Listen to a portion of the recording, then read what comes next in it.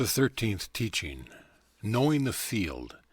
Lord Krishna speaks, "The field denotes this body, and wise men call one who knows it the field knower. Know me as the field knower in all fields. What I deem to be knowledge is knowledge of the field and its knower. Hear from me in summary what the field is, in its character and changes, and all the field knower's power. Ancient seers have sung of this in many ways, with varied meters and with aphorisms on the infinite spirit laced with logical arguments. The field contains the great elements, individuality, understanding, unmanifest nature, the 11 senses in the 5 sense realm, longing, hatred, happiness, suffering, bodily form, consciousness, resolve. Thus is this field with its changes defined in summary.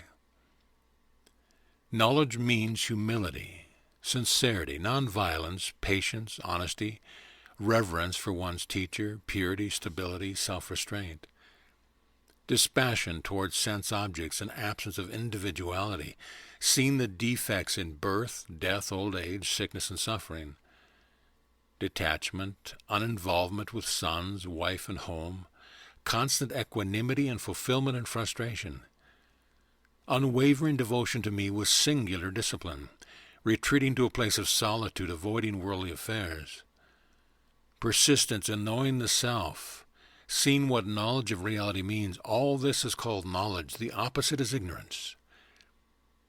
I shall teach you what is to be known, for knowing it, one attains immortality. It is called the Supreme Infinite Spirit, beginningless, neither being nor non-being. Its hands and feet reach everywhere.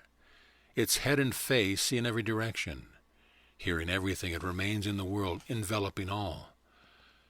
Lacking all the sense organs, it shines in their qualities. Unattached, it supports everything. Without qualities, it enjoys them. Outside and within all creatures, inanimate but still animate, too subtle to be known, it is far distant yet near. Undivided, it seems divided among creatures. Understood as their sustainer, it devours and creates them. The light of lights, beyond darkness it is called. Knowledge attained by knowledge, fixed in the heart of everyone. So in summary, I have explained the field and knowledge of it. A man devoted to me, knowing this, enters into my being. Know that both nature and a man's spirit have no beginning, that qualities and change have their origin in nature. For its agency in producing effects, nature is called a cause. In the experience of joy and suffering, man's spirit is called a cause. Man's spirit is set in nature, experiencing the quality born of nature. Its attachment to the quality causes birth in the wombs of good and evil. Witness, consenter, sustainer, enjoyer, the great Lord is called the highest self, man's true spirit in his body. Knowing nature and the spirit of man as well as the qualities of nature, one is not born again, no matter how one exists. By meditating on the self, some men see the self through the self. Others see by philosophical discipline, others by the discipline of action. Others, despite their ignorance, revere what they hear from other men.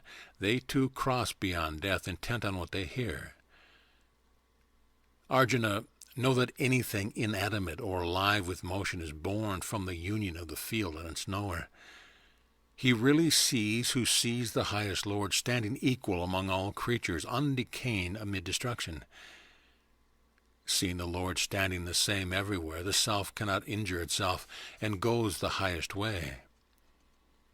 He really sees who sees that all actions are performed by nature alone, and that the self is not an actor. When he perceives the unity existing in separate creatures and how they expand from unity, he attains the infinite spirit. Beginningless, without qualities, the supreme self is unchanging. Even abiding in a body, Arjuna, it does not act, nor is it defiled. Just as all-pervading space remains unsullied in its subtlety, so the self in every body remains unsullied. Just as one sun illumines this entire world, so does the master of the field illumine the entire field. They reach the highest state, who with the eye of knowledge know the boundary between the knower and its field, and the freedom creatures have from nature.